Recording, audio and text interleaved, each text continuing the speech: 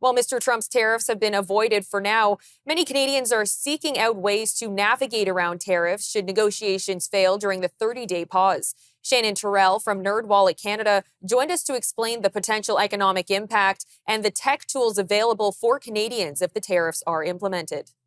Generally speaking, for Canadians, the things that we import from the US, so primarily food, alcohol, consumer goods, clothing and electronics, and some household goods, so furniture and appliances, we should expect all of those to potentially become more expensive. We will also see those industries in Canada that are particularly exposed to US demand.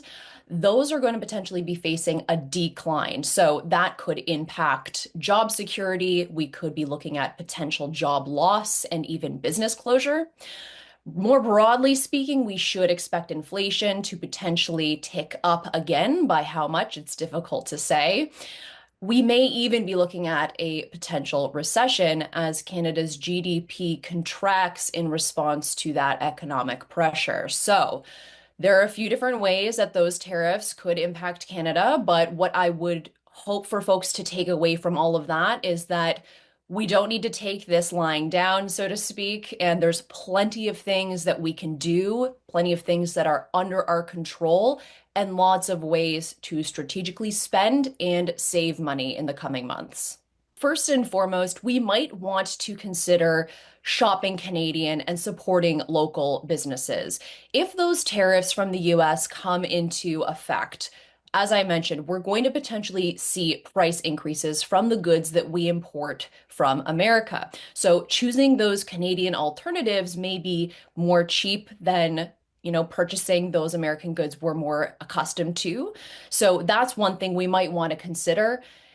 Purchasing Canadian also has a potential ripple effect for America as well. So when we choose Canadian goods over American counterparts, we're supporting our Canadian businesses, we're supporting the Canadian economy, but as I mentioned, we're reducing demand for those American companies that sell north of the border, and that puts pressure on the American economy. So in a way, shopping Canadian is a way for Canadians to not only potentially save money, but to be exerting pressure, making their voices heard, and voting with their dollars, so to speak.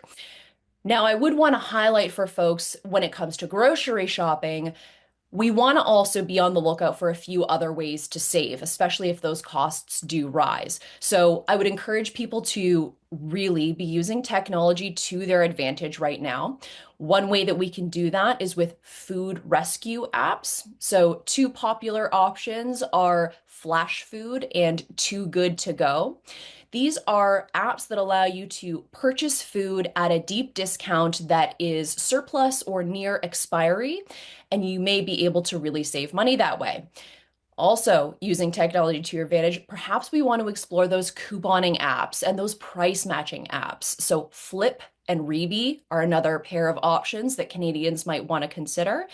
And then, just generally speaking, we want to get strategic about how we are spending our dollars in the grocery store. So shopping in bulk, perhaps spending or spreading across multiple stores if that's an option for you. Again, so many different tactics we can take here to be saving money on those essentials like groceries. Food is typically a major a cost concern for Canadians, especially as so many of the things that we do import from the US are things that hit our grocery stores. But in addition, I think folks are also concerned about the price of gas. So that is another major expense. We may see volatility there if these tariffs go into effect. To save money on gas, again, I'm going to encourage folks use those apps to your advantage. So we have apps called Gas Buddy and Waze. Both of these actually allow you to compare the cost of gas across different gas stations in real time. So you can use these apps to your advantage when you're out and about. You can find the cheapest cost on the go, and that should potentially help you save a little bit on gas. Of course, alternatives there are using public transportation, biking, or walking, if that's an option for you. But again, lots of ways to save on these major spending categories for Canadians.